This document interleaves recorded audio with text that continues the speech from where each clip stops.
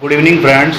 तो आज हम लोग देखेंगे, जो हम लोग ऑपरेटर देख रहे थे, ऑपरेटर का सेकंड वाला हम लोग पार्ट देखेंगे कि ऑपरेटर में हम लोग किस तरह से यूज कर सकते हैं। तो कल हम लोग बताए थे कि इस ऑपरेटर में हम लोग जो डिफरेंट टाइप्स ऑफ ऑपरेटर बताए थे, इसी ऑपरेटर को अगर हम लोग आगे एक्सटेंड करते चलेंगे तो हम लोग डिफरेंट लैंग्वेजेस में जैसे बोल रहे थे, कल मैंने बताया था कि इसको हम लोग C++ में यूज कर सकते हैं, इवन हम लोग जावा में यूज कर सकते हैं, जो छोटे प्रोग्राम होते हैं ब्लू जे में यूज कर सकते हैं। तो ये ऑपरेटर का एक इम्पोर्टेंस है जिसमें हम लोग ये सारा और बहुत सारे लैंग्वेज में ऑपरेटर यूज में आता है। तो ऑपरेटर को हम लोग को देखना है कि ऑपरेटर को हम लोग प्रोग्राम में किस तरह से यूज कर सकते हैं। तो कल मैंने बताया था कि आपको अरिथमेटिक ऑपरेटर, जो सबसे पहला ऑपरेटर होता है वो अरिथमेटिक ऑपरेटर होता है। तो अरिथमेटिक ऑपरेटर में मैंने 5 सिंबल बताए थे, प्लस, माइनस, मल्टीप्लाई, डिवाइड और रिमाइंडर, परसेंटाइल का साइन, जिसको हम लोग रिमाइंडर के तौर पे यूज करते हैं। तो हम लोग एक छोटा सा एग्जांपल देखेंगे, एक छोटा सा एक्सप्रेशन देखेंगे जिसपे हम लोग जानेंगे कि ये कैसे काम करता है। सपोज x का एक हम लोग वैल्यू मान लेते हैं 10। अभी x का एक वैल्यू है, उसका वैल्यू है 10, और हम लोग y का एक वैल्यू ले लेते हैं सपोज 20। अगर हम लोग इनमें से कोई भी एक ऑपरेटर यूज करेंगे तो इन दोनों दो वैल्यू पे हम लोग इस ऑपरेटर को यूज कर सकते हैं, इनमें से कोई भी अरिथमेटिक ऑपरेटर को। सपोज हम लोग यूज करेंगे x प्लस वाई, और इसको हम लोग सपोज एक अलग वेरिएबल में रखेंगे, z वेरिएबल में। सपोज z इक्वल टू हम लोग करते हैं x प्लस वाई, तो x का अभी करंट वैल्यू है 10, y का वैल्यू है 20, तो x प्लस वाई अभी z का जो वैल्यू हो जाएगा वो हो जाएगा 30। सिमिलरली हम लोग यहाँ पे सिंबल को जस्ट चेंज करेंगे। अगर इसके जगह में हम लोग यहाँ पे बैठा देंगे माइनस का अगर हम लोग सिंबल बैठा देंगे तो इस z का जो वैल्यू हो जाएगा वो हो जाएगा -10। नेक्स्ट ऐसे ही हम लोग अगर सिंबल को चेंज करेंगे और यहाँ पे मल्टीप्लाई बैठा देंगे तो इसका जो करंट वैल्यू हो जाएगा वो हो जाएगा 200। तो z इक्वल टू हो जाएगा 200। तो आप लोग देख सकते हैं फ्रेंड्स कि किस तरह से x का वैल्यू मल्टीप्लाई हो रहा है y के वैल्यू के साथ, और वो स्टोर हो रहा है z में। देन सिमिलरली हम लोग डिवाइड यूज कर सकते हैं, रिमाइंडर यूज कर सकते हैं। सपोज हम लोग एक रिमाइंडर का देखते हैं। सपोज x का वैल्यू हम लोग एक अलग ले लेते हैं, कुछ एक अलग एग्जाम्पल देखते हैं। x का वैल्यू सपोज ले लेते हैं 10 एंड y का वैल्यू ले लेते हैं सपोज 2। जब हम लोग इसको रिमाइंडर के तौर पर यूज करेंगे फ्रेंड्स, तो हम लोग देखेंगे कि z इज इक्वल टू लिखेंगे x देन परसेंटाइल y। इसका मतलब है कि x का जो वैल्यू है 10, इस 10 को हम लोग डिवाइड करेंगे 2 के साथ, तो 2 5 10, देन यहाँ पे रिमाइंडर जो है वो 0 बच रहा है, तो यहाँ पे z का जो वैल्यू हो जाएगा 0 हो जाएगा। तो सिमिलरली फ्रेंड्स आप लोग देख सकते हैं कि हम लोग हर ऑपरेटर्स को यहाँ पे यूज कर सकते हैं, अरिथमेटिक ऑपरेटर्स को। नेक्स्ट हम लोग आते हैं नेक्स्ट एक ऑपरेटर पे। कल जो बताए थे अरिथमेटिक के बाद सेकंड जो ऑपरेटर आता है वो है रिलेशनल ऑपरेटर। रिलेशनल में मैंने बताया था फ्रेंड्स 6 होते हैं, less than, greater than, less than equal to, greater than equal to, double equal to and not equal to. तो सबसे पहले हम लोग इस पर एक एग्जाम्पल करते हैं। हम लोग सपोज एक वैल्यू ले लेते हैं, suppose x equal to 10। Then हम लोग सिमिलरली एक वैल्यू ले लेते हैं y is equal to 20। Relational जो ऑपरेटर होता है वो मोस्टली 2 ही वैल्यू पे डिपेंड करता है। आइदर ट्रू वैल्यू पे डिपेंड करता है जिसको हम लोग t लिखते हैं या t मान सकते हैं, और या तो फॉल्स वैल्यू पे डिपेंड करता है जो f लिख सकते हैं या f मान सकते हैं। तो सबसे पहला हम लोग जो ऑपरेटर देखेंगे वो है लेस देन। तो अगर हम लोग लिखेंगे x लेस देन y और इसको अगर हम लोग रखेंगे z में, तो z equal to x less than y, तो हम लोग देखेंगे कि x जो है वो 10 है, y जो है 20 है, तो z का वैल्यू जो है वो ट्रू है। क्यों ट्रू है? क्योंकि x जो है वो छोटा वैल्यू है। यहाँ पे अगर हम लोग इसको चेंज कर दें और इसको लिखें ग्रेटर देन, तो z का जो वैल्यू हो जाएगा वो हो जाएगा फॉल्स। हम लोग फ्रेंड्स देख सकते हैं इजीली कि x का यहाँ पे जो वैल्यू है वो 10 है, y का जो वैल्यू है 20 है, और z यहाँ पे फॉल्स हो गया क्योंकि x लेस देन है, नॉट ग्रेटर देन। सिमिलरली हम लोग यहाँ पे ग्रेटर देन इक्वल टू बैठा सकते हैं, लेस देन इक्वल टू बैठा सकते हैं। हम लोग एक एग्जाम्पल देखते हैं इक्वल टू का। अगर हम लोग लिखते हैं friends z is equal to x equal to y, तो ये दोनों जो हैं ये दोनों बराबर वैल्यू नहीं है। तो जेड का वैल्यू जो आएगा वो फॉल्स आएगा। अगर ये हम लोग यहाँ पे इक्वल टू नहीं देके नॉट इक्वल टू बैठाते हैं तो x और y का जो वैल्यू है 10 और 20 ये दोनों बराबर में नहीं है, तो z का जो वैल्यू आ जाएगा वो हो जाएगा ट्रू। तो ऐसे ही हम लोग फ्रेंड्स देख सकते हैं कि हर ऑपरेटर कितना इजी है और इसको कितना इजीली हम लोग यूज कर सकते हैं। नेक्स्ट हम लोग देखते हैं रिलेशनल देख लिए। नेक्स्ट हम लोग देखते हैं लॉजिकल ऑपरेटर, कि लॉजिकल ऑपरेटर किस तरह से होता है और कैसे काम करता है। कल मैंने सिंबल्स आपको बताए थे, जो पहले का जो इसका पार्ट 1 का जो वीडियो है उसमें मैंने सिंबल्स बताए थे। मैं आपको अभी डिस्क्रिप्शन थोड़ा सा बता देता हूँ कि लॉजिकल ऑपरेटर किस तरह से काम करते हैं। लॉजिकल ऑपरेटर 3 होते हैं बेसिकली, एंड, और नॉट। ये 3 लॉजिकल होते हैं, लॉजिकल और, लॉजिकल नॉट, लॉजिकल और, लॉजिकल नॉट। तो इसको हम लोग बोलते हैं लॉजिकल एंड ऑपरेटर, ये होता है लॉजिकल और ऑपरेटर, ये होता है नॉट ऑपरेटर। नॉट के लिए हम लोग एक्सक्लेमेशन मार्क यूज करते हैं, एंड के लिए हम लोग एम्परसेंड साइन यूज करते हैं, इसको हम लोग एम्परसेंड बोलते हैं, एम्परसेंड साइन यूज करते हैं।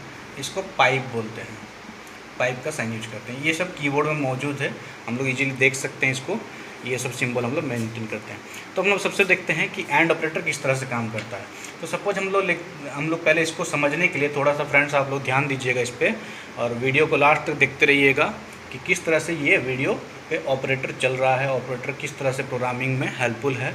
और अगर आप ऑपरेटर को ईजीली हम लोग समझ गए, जान गए, तो हम लोग को प्रोग्रामिंग बनाने में बिल्कुल भी मुश्किल नहीं आएगा। तो इसको आप लास्ट तक देखते रहिए और आप धीरे धीरे इसको समझते रहिए। तो सबसे पहले हम लोग देखेंगे कि ये एंड ऑपरेटर किस तरह से काम करता है। एंड का एक बेसिक सा रूल है, अगर हम लोग एक टेबल बनाते हैं तो एक एंड का बेसिक सा रूल है।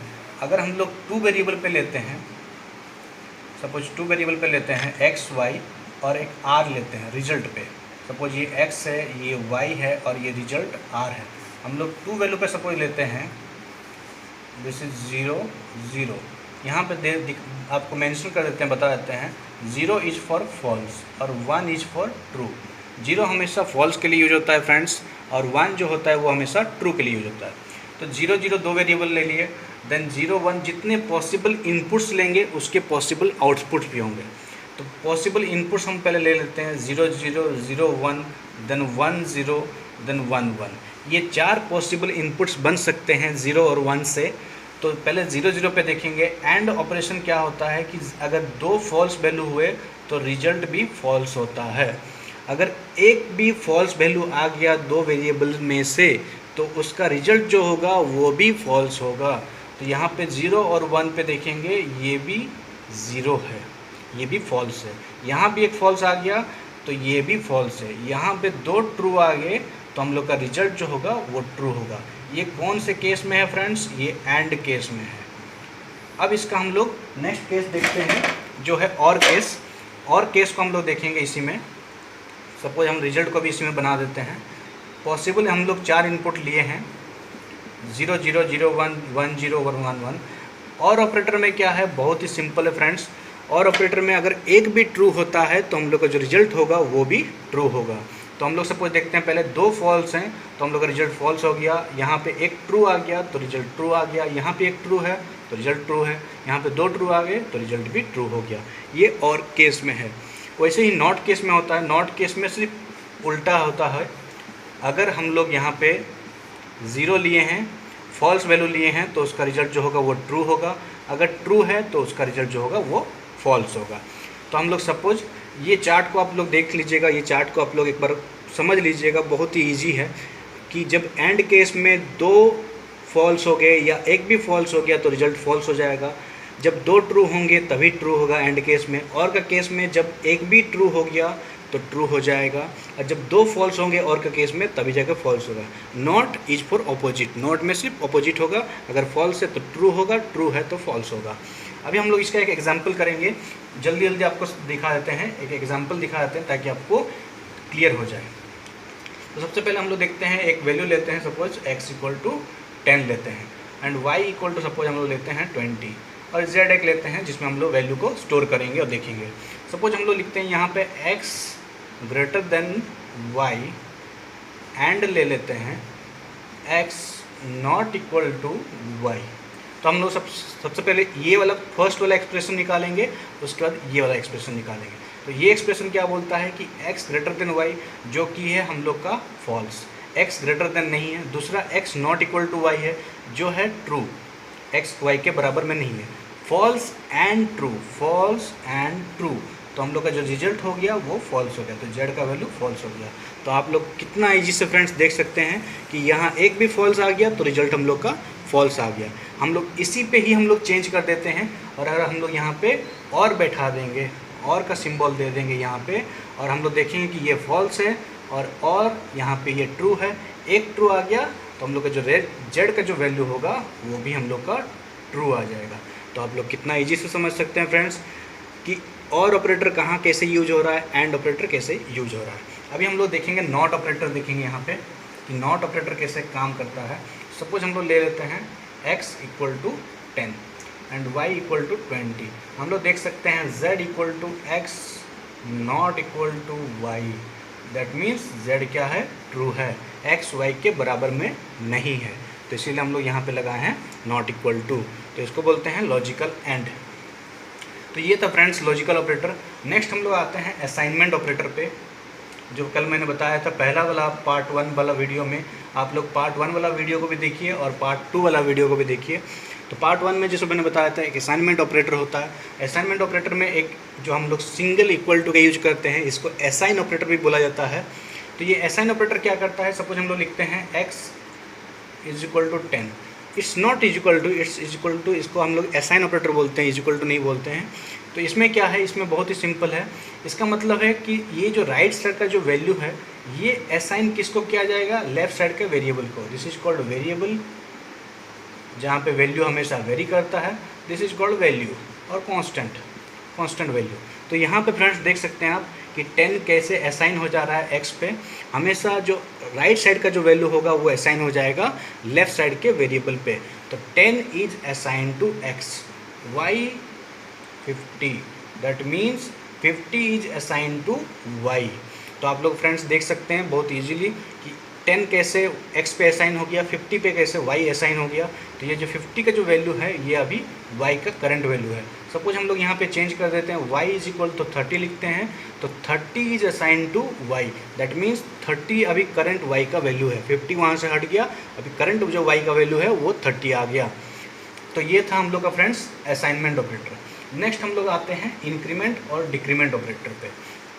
बहुत ही सिंपल है, बहुत ही इजी है, एक दो बार हम लोग यूज करेंगे तो हम लोग इसको जल्दी जल्दी सीख जाएंगे। इंक्रीमेंट डिक्रीमेंट ऑपरेटर कल मैंने बताया था, इसका पार्ट 1 वाला वीडियो में मैंने बताया था कि इंक्रीमेंट करेंगे जिसमें डबल प्लस लगता है तो 1 इंक्रीज करता है, डिक्रीमेंट में माइनस माइनस होता है जिसमें 1 जो है वो डिक्रीज करता है। 1 को बढ़ाना है, प्लस प्लस में 1 को घटाना है। तो सपोज हम लोग लिखते हैं x assign to is 10, now 10 is assign to x, x का जो वैल्यू है वो 10 है। सपोज यहाँ पे लिखते हैं x plus plus, that means x का जो वैल्यू हो जाएगा वो हो जाएगा 11। सपोज हम लोग लिखते हैं इसी x 10 का वैल्यू पे देखते हैं, सपोज हम लोग लिखते हैं x माइनस माइनस, तो इसमें हो जाएगा 9, एक घट जाएगा x माइनस माइनस में, x प्लस प्लस में एक बढ़ जाएगा। तो इसका 2 पार्ट होता है, इस प्लस प्लस का और माइनस माइनस का। एक होता है प्रीफिक्स, जिसमें हम लोग प्लस प्लस को पहले लगाते हैं वेरिएबल के, और एक होता है पोस्ट फिक्स, जहाँ पे हम लोग बाद में लगाते हैं वेरिएबल के। यहाँ पे पहले लगेगा, सपोज x के पहले लगा है, यहाँ x के बाद में लगा है, तो ये पोस्ट फिक्स हो जाएगा, ये प्रीफिक्स। अब ये प्रीफिक्स और पोस्ट फिक्स क्या है, इसको एक इजीली समझते हैं। पोस्ट प्रीफिक्स जो होता है वो बिफोर एक्शन होता है, कोई भी काम होने से पहले ही ये अपना वैल्यू को बढ़ा देता है। ये बिफोर एक्शन होता है, ये आफ्टर एक्शन होता है। पोस्ट फिक्स बाद में, प्रीफिक्स पहले। सपोज हम लोग लिखते हैं x is equal to 10, plus plus x लिखेंगे तो ये वैल्यू बढ़ जाएगा, और इसका जो करंट वैल्यू है वो हो जाएगा 11। अगर यही चीज़ हम लोग लिखेंगे x प्लस प्लस, तो ये 10 ही रहेगा जब तक इसके आगे कुछ और x के वैल्यू नहीं आ जाते हैं। तो ये आफ्टर एक्शन होगा, यहाँ पे वैल्यू इंक्रीज तो कर रहा है लेकिन हम लोग कांस्टेंट वैल्यू को लेके चलेंगे। सेम इसका केस है माइनस माइनस पे भी। माइनस माइनस पे भी ये माइनस माइनस माइनस अगर हम लोग आगे लगाते हैं तो वो हो जाएगा प्रीफिक्स 9। अगर यही माइनस माइनस को हम लोग पीछे लगाते हैं तो ये हो जाएगा 10। और ये डिक्रीज तो करेगा लेकिन ये बिफोर करे, सॉरी आफ्टर करेगा, और यहाँ पे ये बिफोर कर रहा है, जल्दी कर रहा है। तो ये आप देख सकते हैं, ये है इंक्रीमेंट डिक्रीमेंट ऑपरेटर। नेक्स्ट हम कुछ बताए थे कि स्पेशल ऑपरेटर एक होते हैं। तो स्पेशल ऑपरेटर हम लोग देखते हैं। पहला जो स्पेशल ऑपरेटर होता है ये होता है कॉमा। बहुत लोग हम लोग बोलते हैं कि कॉमा है, ये एक्चुअली होता है एक सेपरेटर। जैसे हम लोग लिखते हैं x separate y, that means x एक अलग वेरिएबल है, y एक अलग वेरिएबल है। इसको सेपरेट करने के लिए हम लोग ये कॉमा का यूज किए। सेम इन द केस होता है, एक हम लोग यूज करते हैं colon. Suppose x is equal to 5 colon then y is equal to 6, ऐसे हम लोग लिख सकते हैं। या फिर इसको और भी एक तरीका से हम लोग लिख सकते हैं कॉलन को।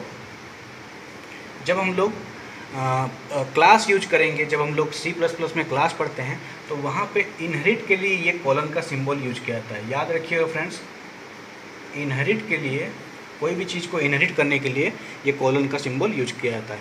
सेम यहाँ पे एक और ऑपरेटर बताए थे, स्कोप रिजोल्यूशन, इसको बोलते हैं स्कोप रिजोल्यूशन। ये भी ज़्यादातर C++ में यूज होता है। जब हम लोग क्लास ऑब्जेक्ट वगैरह का प्रोग्राम बनाते हैं तो ये स्कोप रिजोल्यूशन यूज होता है। वैसे ही एक और होता है सेमीकोलन, जिसको बोलते हैं टर्मिनेट। कोई भी चीज़ को, कोई भी लाइन को लास्ट में ख़त्म करने के लिए ये यूज किया जाता है। सपोज हम लोग लिखते हैं इंट x, y, इसको टर्मिनेट करना है तो हम लोग यहाँ पे एक सेमीकोलन बैठाते हैं। सपोज हम लोग एक प्रिंटिंग स्टेटमेंट लिखते हैं cout x, देन यहाँ पे हम लोग एक सेमीकोलन बैठाते हैं। दैट मीन्स हम लोग यहाँ पे लाइन को जो है ये एंड कर रहे हैं, लाइन एंडिंग कर रहे हैं, यहाँ पे हम लोग लाइन को टर्मिनेट कर रहे हैं। तो ये कुछ होते हैं फ्रेंड्स स्पेशल ऑपरेटर। तो आप लोग देख सकते हैं कि ऑपरेटर कितना ईजी है, और ऑपरेटर को अगर हम लोग बनाना सीख गए तो फिर हम लोग प्रोग्रामिंग को ईजिली बना सकते हैं, प्रोग्रामिंग को यूज कर सकते हैं, और हम लोग का बेसिक जो नॉलेज है प्रोग्रामिंग के बारे में वो क्लियर कर सकते हैं। तो ये बहुत ही ईजी है फ्रेंड्स। मैं इसी तरह आपको आगे वाले वीडियोज़ में कुछ और भी प्रोग्रामिंग के बारे में बताता रहूँगा, और आप लोग ज़रूर इस चैनल को देखिए, चैनल को लाइक कीजिए, चैनल को सब्सक्राइब कीजिए। और आपको कुछ भी डाउट हो तो मेरे कमेंट पे लिख सकते हैं, कमेंट्स पे लिखिए, मैं इसको ज़रूर रिजॉल्व करूँगा और आपको ज़रूर हेल्प करूँगा। Thank you.